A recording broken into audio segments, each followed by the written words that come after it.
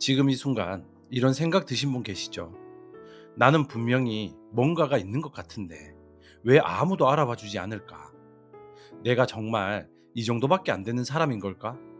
아니면 아직 때가 안 된 걸까? 오늘 이 영상을 끝까지 보시면 그 답이 뭔지, 그리고 당신 안에 있는 그 무언가를 세상에 드러내는 가장 확실한 방법이 무엇인지 뇌과학으로 완전히 이해하고 가져가실 수 있습니다. 여러분, 혹시 이런 장면 상상해 보신 적 있으세요? 깜깜한 방 안에 보석 하나가 놓여 있습니다. 다이아몬드일 수 있고 루비일 수도 있어요. 어쩌면 세상에서 가장 희귀하고 눈부신 보석일 수도 있습니다.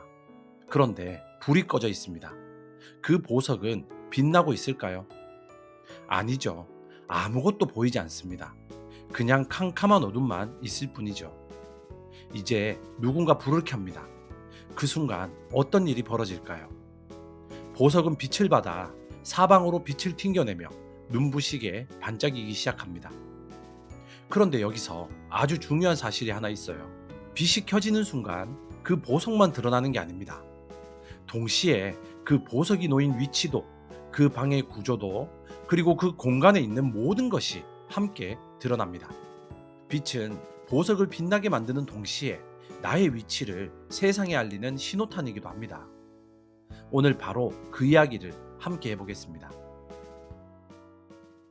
반갑습니다. 여러분의 꿈속에 들어가 함께 억지로라도 걷게 만드는 꿈을 걷는 자입니다. 참 쉽지 않습니다. 우리는 대부분 내 안에 분명히 뭔가가 있다는 것을 어렴풋이 느끼면서도 그것을 세상에 꺼내 보이는 것이 너무 두렵고, 그리고 너무 불안해서 그냥 깜깜한 방 안에 조용히 웅크리고 앉아 혼자 빛나지 못하고 살아가고 있으니까요. 오늘은 저와 함께 왜 당신은 반드시 빛 앞에 나서야만 하는지, 그리고 그 빛이 당신의 위치를 드러내는 것이 왜 두려움이 아니라 가장 위대한 기회인지 뇌과학과 심리학의 이야기로 함께 풀어보겠습니다. 깜깜한 방 안의 보석. 잠재력은 혼자서는 절대 빛나지 않는다.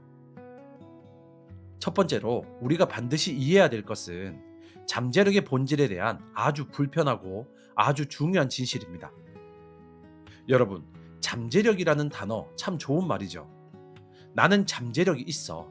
이 말은 듣기에도 좋고 믿기에도 좋습니다. 그런데 잠재력이라는 단어 속에 아주 무서운 함정이 하나 숨어 있습니다. 잠재라는 한자를 뜯어보면 잠길 잠, 있을 재, 즉 물속에 잠겨 있다는 뜻입니다. 아직 수면 위로 올라오지 않은 것, 아직 드러나지 않은 것. 이 잠재력이라는 것은 그 자체로는 아무런 의미가 없습니다. 깜깜한 방 안에서 아무도 모르는 채 혼자 누워있는 보석처럼 드러나지 않은 잠재력은 있으나 마나인 것과 같죠. 스탠퍼드 대학교의 심리학과 석좌 교수인 캐럴 드웩 교수는 수십 년의 연구를 통해 아주 명확한 사실을 밝혔습니다. 인간의 잠재력과 능력은 고정된 것이 아니라고 하죠. 그것은 도전과 실현, 즉 빛 앞에 나서는 경험을 통해서만 실제로 드러나고 발달합니다. 드웩 교수는 이것을 성장 마인드셋이라고 불렀어요. 같은 능력을 가진 두 사람이 있다고 가정해 봅시다. 한 명은 나는 원래 이 정도 사람이야 라고 믿습니다. 또 한 명은 나는 도전을 통해 더 커질 수 있어 라고 믿습니다. 수십 년의 연구 결과 도전을 통해 성장할 수 있다고 믿은 사람들이 더 뛰어난 성취를 이뤄냈습니다. 그것도 단순히 조금 더가 아니라 압도적인 차이로요. 그 이유가 뭘까요? 빛 앞에 나선 사람은 보석처럼 빛을 받아 자신도 몰랐던 면들이 드러나기 시작하기 때문입니다. 캄캄한 방 안에 혼자 웅크리고 앉아서 나는 분명히 보석이야 라고 아무리 믿어도 빛이 없으면 그 보석은 영원히 아무것도 아닙니다. 빛이 켜지는 순간 벌어지는 일. 드러남의 뇌과학. 두 번째로, 이번에는 빛 앞에 나서는 순간 우리 뇌 안에서 실제로 어떤 일이 벌어지는지 이야기해 보겠습니다. 여러분, 빛이 켜지는 순간 보석만 드러나는 게 아니라고 했죠. 나의 위치도, 나의 모습도, 나의 부족함도 함께 드러납니다. 많은 사람들이 바로 이것이 무섭습니다. 빛 앞에 나섰다가 내 부족함이 드러나면 어쩌지? 내가 보석이 아니라 그냥 돌멩이였다는 게 밝혀지면 어쩌지? 그런데 뇌과학은 이 두려움이 얼마나 잘못된 것인지를 아주 명확하게 설명해 줍니다. 엘버트 반두라 교수는 1977년 자기 효능감 이론을 발표하며 이런 사실을 밝혔습니다.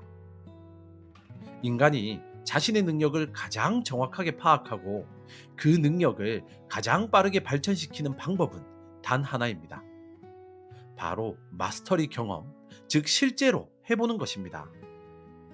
머릿속으로는 아무리 나는 할 수 있어라고 생각해도, 누군가의 칭찬을 아무리 많이 들어도 실제로 뛰어들어 시도하고 실패하고 다시 시도하는 경험을 통해서만 진짜 자기 효능감이 형성됩니다. 왜 그럴까요? 우리 뇌는 글로 배운 정보보다 직접 몸으로 겪은 경험을 수백 배 더 강하게 신경망에 새겨넣기 때문입니다. 자전거 타는 법을 아무리 책으로 공부해도 직접 타보지 않으면 못하는 것과 똑같습니다. 빛 앞에 나서는 순간 당신의 뇌는 그 경험을 통해 당신이 어디서 잘하고 어디서 부족한지를 처음으로 정확하게 파악하기 시작하겠죠. 그리고 그 파악이 시작되는 순간 비로소 진짜 성장이 시작됩니다. 빛 앞에 나서는 것은 내 부족함을 드러내는 게 아닙니다. 그것은 내 성장의 시작점을 정확하게 찍는 가장 용감하고 가장 지혜로운 행위입니다. 돌멩이와 보석을 가르는 단 하나의 차이. 빛 앞에 서는 용기. 세 번째입니다. 자, 이제 가장 핵심적인 질문을 드려야 할 것 같아요. 여러분, 내가 보석인지 돌멩이인지 알 수 있는 방법은 딱 하나뿐입니다. 보석에 빛을 비춰보는 것입니다.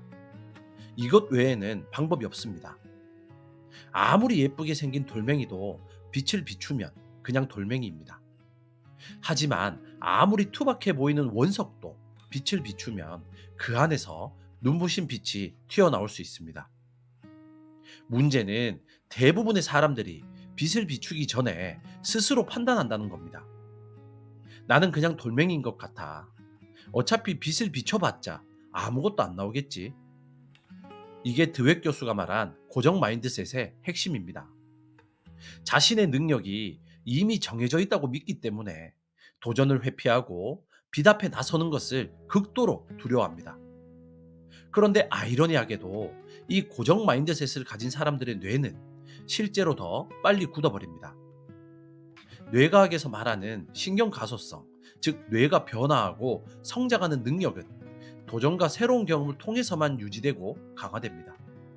도전을 회피하고 빛 앞에 나서지 않는 사람의 뇌는 실제로 새로운 신경회로를 만드는 능력이 점점 약해진다고 합니다. 반면에 두렵더라도 빛 앞에서 계속 나서는 사람의 뇌는 도전을 거듭할수록 새로운 회로가 더 빠르게 만들어지고 기존의 회로는 더 두껍고 강하게 발달합니다. 진짜 보석은 빛을 받아야만 반짝입니다. 그리고 반짝이기 위해 빛 앞에 나서는 그 경험이 그 보석을 더 단단하고 더 아름답게 만들어줍니다. 당신이 지금 빛 앞에 나서기를 두려워하고 있다면 그건 당신이 보석이 아닐까봐 두려운 게 아닙니다. 당신은 이미 보석입니다. 단지 아직 빛을 받지 못했을 뿐입니다. 드러남이라는 선물. 위치가 밝혀지는 것은 저주가 아니라 기회다. 네 번째입니다. 아까 제가 이런 말씀을 드렸어요. 빛이 켜지는 순간 보석만 드러나는 게 아니라 나의 위치도 함께 드러난다고요. 많은 분들이 이 부분에서 두려움을 느끼시죠. 내 위치가 드러난다는 건 내가 얼마나 부족한지가 세상에 알려진다는 뜻이 아닌가요? 맞습니다. 그것도 맞는 말이에요. 하지만 생각해 보세요. 지금 당신이 캄캄한 방 안에 혼자 웅크리고 앉아 있는 상태는 어떤 상태입니까? 안전한 상태입니까? 아닙니다. 그건 그냥 아무것도 없는 상태입니다. 지도 위에 표시조차 되지 않은 상태. 세상이 당신의 존재를 아직 모르는 상태. 빛이 켜지면 당신의 위치가 드러납니다. 그 위치가 지금 당장 정상이 아닐 수도 있죠. 아직 초보일 수도 있고, 아직 부족한 부분이 많을 수도 있습니다. 하지만 위치가 드러났다는 것은 이제 그 위치에서 출발할 수 있다는 뜻입니다. 지도 위에 내 위치가 찍혔다는 것은 이제 목적지를 향해 나아갈 수 있다는 가장 확실한 출발 신호입니다. 반도라 교수의 연구에서도 이 점이 명확하게 나타났죠. 자기 효능감이 가장 빠르게 높아지는 경험은 화려한 성공이 아닙니다. 아직 서툴지만 실제로 뛰어들어 내가 어느 수준인지를 직접 확인한 경험입니다. 현재 위치를 알아야 다음 걸음을 내디딜 수 있습니다. 현재 위치를 모르면 아무리 열심히 걸어도 방향을 알 수가 없어요. 빛 앞에 나서서 내 위치가 드러나는 것은 저주가 아닙니다. 그것은 당신이 진짜 여정을 시작할 수 있는 가장 소중하고 가장 정직한 선물입니다. 자, 그렇다면 오늘부터 우리는 구체적으로 무엇을 실천해야 될까요? 세 가지 행동 지침을 제안드리겠습니다. 첫째, 오늘 딱 하나의 빛을 스스로 켜십시오. 거창할 필요가 없습니다. 오랫동안 쓰지 않았던 글을 한 편 써서 단 한 명에게 보내는 것. 오래 망설였던 첫 번째 영상을 올리는 것. 두려워서 미뤄왔던 그 전화를 오늘 거는 것. 작은 빛이라도 좋습니다. 빛의 크기가 중요한 게 아니에요. 깜깜한 방 안에서 빛을 켜는 것, 그 행동 자체가 모든 것의 시작입니다. 빛이 켜지는 순간 당신의 뇌는 나는 이것을 할 수 있는 사람이구나라는 마스터리 경험의 첫 번째 씨앗을 심기 시작하겠죠. 둘째, 드러난 위치를 부끄러워하지 말고 좌표로 삼으십시오. 빛 앞에 나섰을 때 드러나는 내 부족함과 현재 위치를 창피함으로 받아들이지 마십시오. 그것을 지도 위에 찍힌 나의 GPS 좌표로 받아들이십시오. 나는 지금 여기 있구나. 그렇다면 다음 목적지는 여기다. 이 냉정하고 솔직한 자기 인식이 가장 빠른 성장의 출발점이 됩니다. 자신의 현재 위치를 정확히 아는 사람은 절대로 방향을 잃지 않습니다. 셋째, 보석은 빛을 받을수록 더 아름다워진다는 것을 기억하십시오. 한 번의 빛으로 끝내지 마십시오. 빛 앞에 나서는 경험을 반복하십시오. 처음에 빛이 작고 어색해도 좋습니다. 두 번째가 조금 더 크고 세 번째가 조금 더 자연스러워지면 됩니다. 드웻 교수의 연구는 이것을 명확하게 말합니다. 도전 앞에 계속 나서는 사람은 그 도전을 통해 실제로 능력이 발달하고 새로운 능력이 발현된다고요. 보석은 빛을 받으면 받을수록 그 안에 더 많은 면들이 반짝이기 시작합니다. 당신도 마찬가지입니다. 오늘 우리가 나눈 이야기의 핵심을 정리해 볼게요. 첫 번째는 깜깜한 방 안의 보석은 빛을 받기 전까지 빛나지 않습니다. 당신 안의 잠재력도 드러나지 않으면 있으나 마나입니다. 캐럴 드웨이의 수십 년 연구가 이것을 증명합니다. 잠재력은 도전을 통해서만 실제로 드러나고 발달합니다. 두 번째는 빛이 켜지는 순간 보석만 드러나는 게 아니라 나의 위치도 드러납니다. 그것을 두려워하지 마십시오. 반두라의 자기 효능감 이론이 말하듯 현재 위치를 파악하는 경험이 가장 강력한 성장의 씨앗입니다. 세 번째는 내가 보석인지 아닌지를 알 수 있는 방법은 딱 하나뿐입니다. 빛을 비춰보는 것. 빛 앞에 나서지 않고는 평생 그 답을 알 수 없습니다. 당신이 보석인지 아닌지는 이미 정해진 답이 아닙니다. 빛 앞에 나서는 그 순간부터가 답이 만들어지기 시작합니다.